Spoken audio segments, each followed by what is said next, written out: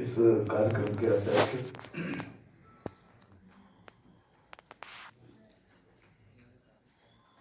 और जिनको हम विभिन्न क्षेत्रों में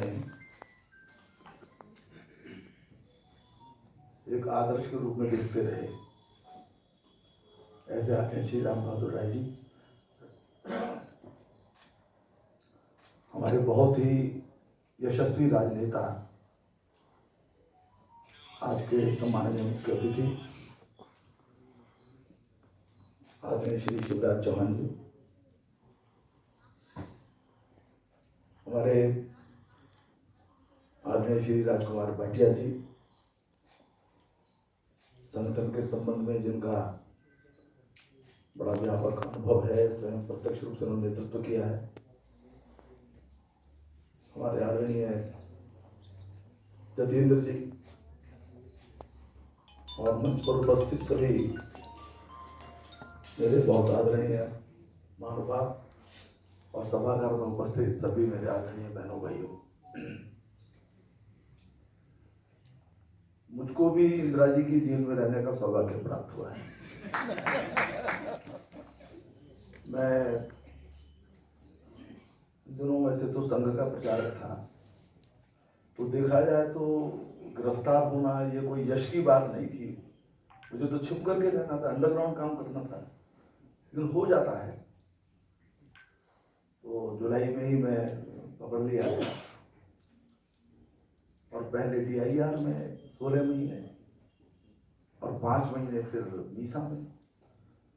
बड़ा हम लोगों ने इंतजाम किया था कि DIR से निकलेंगे तो बाहर कुछ कार्यकर्ता मोटरसाइकिल वगैरह लेकर के आ गए थे, वो बाहर निकल जाएंगे तो लेकर के भाग जाएंगे हम, लेकिन चौड़ी में उन्होंने मीसा सर्व कर दिया और ऐसे बड़े सेंट्रल जेल भेज दिया।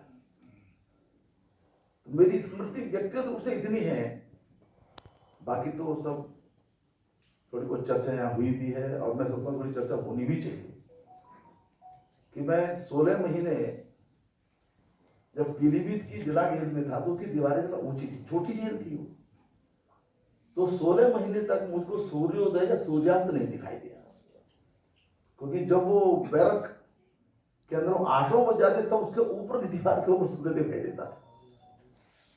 और एक रात में हम लोग वहां पहुंचा दिए 16 महीने के पश्चात बरेली सेंट्रल जेल में, तो स्मृति अभी भी रात में पहुंचे थे।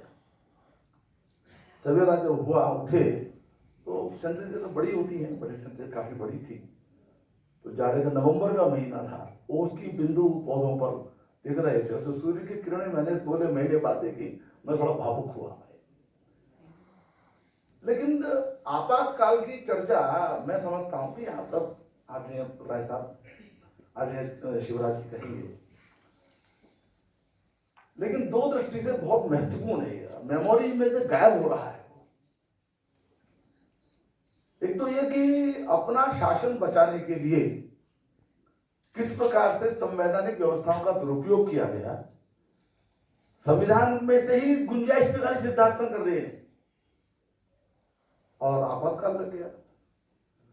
और फिर जो संसद में हुआ, संसद ने स्वयं बैठ करके अपना कार्यकाल 1 वर्ष बढ़ा लिया। 42वां जो संशोधन है वो लगभग मिनी कॉन्स्टिट्यूशन है, वो यानी प्रियम्बल तक बदल दिया गया। और प्रियम्बल को बदलने का इसलिए बड़ा भारी उसका एक महत्व है कि सेक्युलरिज्म के ऊपर, समाज सोशलिज्म के ऊपर संविधान सभा ने प्रचुर मात्रा में विचार विमर्श किया था, और दोनों शब्दों को संविधान में रखने की, प्रियम्बल में रखने की आवश्यकता नहीं है। जो हमने कहा है, हम भारत के लोग, जो सारा जो विवरण उसका है, उसके अंदर ये भाव आ जाते हैं, इसलिए उनको नहीं रखा गया था। परंतु प्रियम्बल को इसलिए बदला गया ताकि अपने वोट बैंक को खुश करने की दृष्टि से इन शब्दों का उपयोग हो सके। और ये बड़ा भारी अपराध किया है कि संविधान का उपयोग अपने दलीय हित को प्राप्त करने की दृष्टि से किया गया। ये तो ये कुछ बातें तो ये है, जो संविधान को लेकर के जिस प्रकार की उसका उल्लंघन किया गया, उसकी अवमानना की गई। लेकिन साथ ही यह बात भी बहुत महत्वपूर्ण है कि आखिर अपनी कुर्सी बचाने के लिए इस देश में जो मदर ऑफ डेमोक्रेसी है, एकम सद विप्रा बहुधा वदंती, मत मुंडे मुंडे मत भिन्ना, जहां पर प्रत्येक प्रकार की वैचारिक स्वतंत्रता है, हमारे बिल्कुल वो इनबिल्ट है हमारे संस्कार के अंदर। हमें कहीं बुराई नहीं लगता कोई हमारी बात को काटता है, हम सहज भाव से उस विभिन्नता के साथ जीते हैं। लेकिन उस देश के अंदर असहमति को इस क्रूरता के साथ उसको कुचलने की कोशिश हुई। यानी मैं मेरठ का रहने वाला हूं, वहां हमारे प्रदीप खंसल, मैं नाम ले रहा हूं, नाखून उसके उखाड़ लिए गए। इन बातों का जिक्र होना जरूरी है कि आखिर ऐसी क्या बात थी। पीलीभीत के में जिला जेल में था, हमारा पूरन गंगवार एक कार्यकर्ता था, शिक्षक था, वो पेड़ से उल्टा लटका करके उसको इतना पिटाई की गई उसकी, आज तक भी उसकी आंखें सामान्य नहीं है, वो ठीक से देख नहीं सकता है। मैंने दो उदाहरण इसलिए सुना है क्योंकि मेरे एकदम से निकट के हैं। ऐसे उदाहरणों की संख्या पूरे देश में है। तो दोनों बातों की स्मृति आज के काले दिन जिसका आज हम स्मरण कर रहे तो किया जाना जरूरी है कि संविधान के साथ किस प्रकार की शरारत की गई, संविधान के साथ किस प्रकार का जो व्यवहार किया गया, कैसे उसको यानी रात को राष्ट्रपति जी को ले जाकर के, और बिना कैबिनेट की मंजूरी के, कैबिनेट की मंजूरी नहीं थी, अगले 26 तारीख को उसकी औपचारिकता हुई और सिग्नेचर करना राष्ट्रपति महोदय ने। तो संवैधानिक व्यवस्थाओं का उल्लंघन हुआ और साथ ही साथ दमन चक्र जो चला है, चाहे वो प्रेस हो, चाहे वो न्यायपालिका हो, चाहे वो सामान्य व्यक्ति हो, ये बड़ा बहुत कष्टकारी है। और इसलिए उनकी स्मृतियां हमारे साथ रहनी बहुत जरूरी है। बेशक हिंदुस्तान का मिजाज, हिंदुस्तान का स्वभाव वो लोकतंत्र का है, और यदि किसी ने कभी कोई ये जो किया, और संघ की भूमिका, संघ परिवार की भूमिका, विद्यार्थी परिषद की भूमिका सब जानते हैं किस प्रकार के कष्ट है, परिवार बर्बाद है उसके अंदर। उसमें से वो, क्योंकि हम मदर ऑफ डेमोक्रेसी हैं, क्योंकि हमारे खून में, हमारे संस्कार में, हमारे स्वभाव में लोकतंत्र है, इसलिए हम विजयी हुए और लोकतंत्र की ठीक से बहाल हुआ। अब अप डाउन तो चलते रहेंगे, लेकिन एक बात की जरूर मैं चर्चा करना चाहता हूं। 30 दिन आज संसद का है, नई लोकसभा का है, संविधान की प्रति लेकर के शपथ ली जा रही। एक नैरेटिव, फॉल्स नैरेटिव कैसे खड़ा किया जाता है। आप संविधान के प्रति समर्पित है, बहुत अच्छी बात है, प्रत्येक को होना चाहिए, शपथ ही संविधान को लेकर के है। ये जो फॉल्स नैरेटिव है, मैं चुनाव की बात नहीं कर रहा, चुनाव में सब दाम चलते होंगे, जो जितना को समझाता है, लेकिन इस सबको देखते हुए मुझे वो रामचरितमानस का एक प्रसंग याद आता है। मैं 2 मिनट में उनको कह करके अपना निवेदन समाप्त करूंगा। आप लोग काली नेमी का चरित्र सुना होगा। वो जब लक्ष्मण को मूर्छा हो गई तब संजीवनी लानी थी हनुमान को, हनुमान ही ला सकते थे हनुमान को, कहा कि आप लेके आओ जी। तो रावण को ही चिंता हुई, रावण के कुल में को ही चिंता हुई कि यदि ये संजीवनी ले आएंगे तो ला तो सकता है हनुमान, इसने हमको दिखा रखा है अपनी ताकत कितनी है, इसलिए उसको रोका है। और प्रत्यक्ष आमने सामने के युद्ध में तो उसको रोक नहीं सकते, बहुत बलशाली है, तो छद्म में कुछ किया जाए और तो कैसे रुक सकता है ये। तो मैंने इसको रास्ते में कहीं राम कथा के माध्यम से इसको डेविएट किया जाए।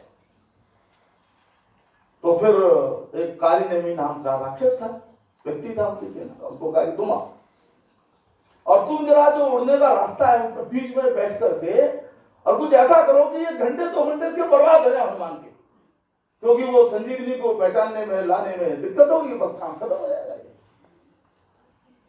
तो कथा ये आपने सबने सुनी होगी है, मैं तो उसका उल्लेख कर रहा हूं कि काली नेमी ने रास्ते में बैठ करके बाकायदा राम कथा का बड़े जोर जोर से उच्चारण शुरू किया और हनुमान का ध्यान आकृष्ट भी हुआ। हनुमान गए भी वहां पर, लेकिन हनुमान जहां बलशाली है वहां बुद्धिमान भी है, उनको ध्यान में आ गया ये क्या कर रहा है। अंततः ध्यान में आ गया कि ये तो जो है मेरे मार्ग में बाधा पैदा करने के लिए यहां पर आया है, और फिर उन्होंने काली नेमी का वध किया है। ये जो फास्ट नैरेटिव वाले जो लेकर के संविधान को और दिखा करके राम नाम जप रहे हैं, ये राम के भक्त नहीं है, संविधान के भक्त नहीं है। ये यहाँ की परंपरा को नष्ट करने वाले, उसको डैमेज करने वाले, उसको नुकसान पहुंचाने वाले काली नेमी है। ये नैरेटिव हमारे ध्यान में, और आगे आने वाली चीजें इस नैरेटिव के आधार पर चलने वाली। मोदी जी का नेतृत्व अद्भुत है, लेकिन वो दुनिया के कुछ लोगों को स्वीकार नहीं, वो सोरोस जैसे लोगों को स्वीकार नहीं है। उनको लगता है कि ये कहां से आ गए, अभी तो हम ही चौधरी थे। ऐसी चीजें होंगी, और दुर्भाग्य ये है कि हमारे कुछ लोग वो विदेशों में जाकर के भारत की आलोचना करके इस नैरेटिव को खड़ा करने की कोशिश करते हैं। मैं समझता हूं कि आज के दिन इन बातों का स्मरण करते हुए भी हमें सतर्क रहने की जरूरत है। आपातकाल का एक काला जो दिन था, ये वास्तव में हमको बहुत बड़ी शिक्षा देने वाला है। हमको शिक्षा लेनी है। आपका बहुत बहुत धन्यवाद। जय हिंद।